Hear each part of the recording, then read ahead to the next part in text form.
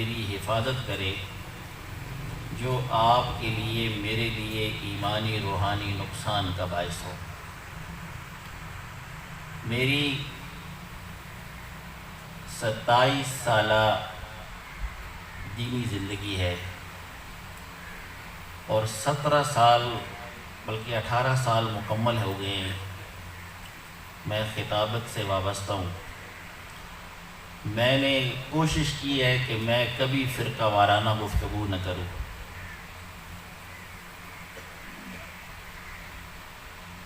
تو میرے بھائیوں، میرے دوستوں، میرے عزیزوں،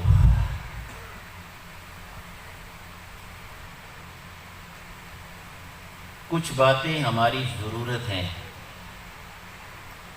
ان کے بغیر ہماری زندگی کی گاڑی چلتی تو رہے گی لیکن وہ کہیں نہ کہیں نقصان ضرور کرے گی،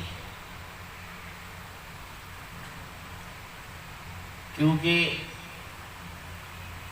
اس کائنات کا سارا ڈیزائن اللہ پاک جل جلالہ و عم نوالہ نے خود سیٹ کیا ہے۔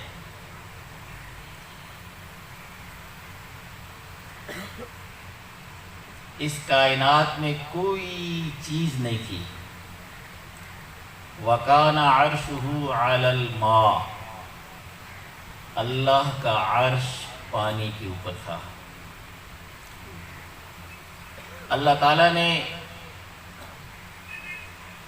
اپنی قدرت کا اظہار فرمایا، أَنَّ السَّمَاوَاتِ وَالْأَرْضَ كَانَتَا رَتْقًا فَفَتَقْنَاهُمَا، اللہ نے رتق میں فتق کر دکھایا۔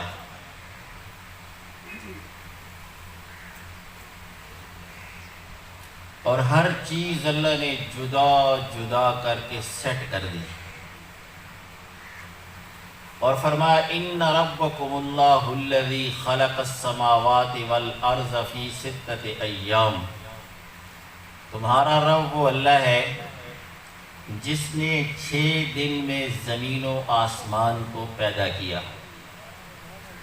یہ صرف ہمیں سمجھانے کے لیے بتایا، ورنہ اللہ اتنی بڑی طاقت ہے کہ اللہ کو 6 دن میں بنانے کی کوئی مجبوری نہیں۔ انما امرہ اذا اراد شیئا ان یقول لہ کن فیکون، اللہ جب کسی کام کا ارادہ کرتا ہے تو اللہ کہتا ہے ہو جا، وہ کاف اور نون کا بھی محتاج نہیں، اللہ کاف اور نون کا بھی محتاج نہیں کہ وہ اللہ کن کہے تو ہو، اس کی مرضی جس چیز پہ ہوتی ہے وہ جو چاہتا ہے کر دیتا ہے۔ تو اس اللہ نے ہمیں بتایا اسباب کے جہان میں اللہ اسباب کا محتاج نہیں، سارے اسباب اللہ کے محتاج ہیں۔ تو فرمایا اللہ نے زمین و آسمان کو پیدا کیا، والشمس سورج کو پیدا کیا، والقمر چاند کو پیدا کیا، والنجوم ستاروں کو پیدا کیا، مسخرات بامرہ، اللہ نے سب کو اپنے حکم کے اندر جکڑ کے رکھ دیا۔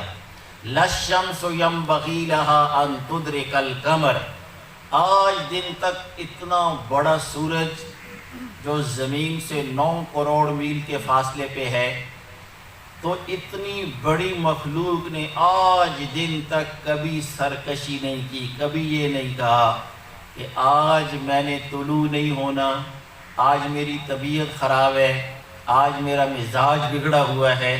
چاند ہے، اللہ کی مخلوق ہے، آج دن تک چاند نے نافرمانی نہیں کی، ستاروں نے نہیں کی، کہکشاؤں نے نہیں کی، سیاروں نے نہیں کی۔ تو اللہ فرماتے ہیں یہ کائناتی نظام میں نے سیٹ کیا۔ پھر اللہ فرماتے ہیں أَلَمْ نَجْعَلِ الْأَرْضَ مِهَادًا، زمین میں اللہ نے بچھائی، پنگھوڑا بنا دیا، وَالْجِبَالَ أَوْتَادًا، اس پر میں نے کیلیں گاڑ دی، پہاڑ، اس کے ان بیلنس کو میں نے بیلنس بنا دیا، اس کا ہلنا جلنا میں نے رکوا دیا، روک دیا۔ اللہ فرماتے ہیں پھر اس کائنات کے اندر میں نے جعل الملائکۃ اولی اجنحۃ مثنی و ثلاث و رباع، اس زمین کے اندر میں نے فرشتوں کو پیدا کیا۔ سراپا طاعت و بندگی مخلوق اللہ نے فرشتوں کو بنایا۔ پھر فرمایا یہ سراپا خیر مخلوق بنانے کے بعد میں نے ایک اور مخلوق بنائی جس کے مزاج میں خیر کی ضد رکھی، اور اس مخلوق کو بنایا۔ پھر اللہ تعالیٰ نے ایک بہت بڑا فرشتوں کا مجمع سارا جمع کیا، اور اللہ فرماتے ہیں اذ قال ربک للملائکۃ انی جاعل فی الارض خلیفہ۔ اللہ فرماتے ہیں وہ وقت یاد کرو جب تیرے رب نے فرشتوں سے کہا انی جاعل، میں بنانے والا ہوں، فی الارض، زمین میں، خلیفہ، اپنا جان نشین۔ تو فرشتوں نے اللہ سے پوچھا یا اللہ تو اس کو کس سے بنائے گا جس کو تو خلیفہ بنانے لگا ہے؟ تو اللہ نے فرمایا میں 4 چیزوں سے بناؤں گا، ہوا، پانی، آگ، مٹی۔ تو فرشتے ان 4 چیزوں کا آپس میں تورف الاشیاء بازدادہا، چیزیں اپنی ضدوں کی وجہ سے، اپنی مخالف چیزوں کی وجہ سے پہچانی جاتی ہیں۔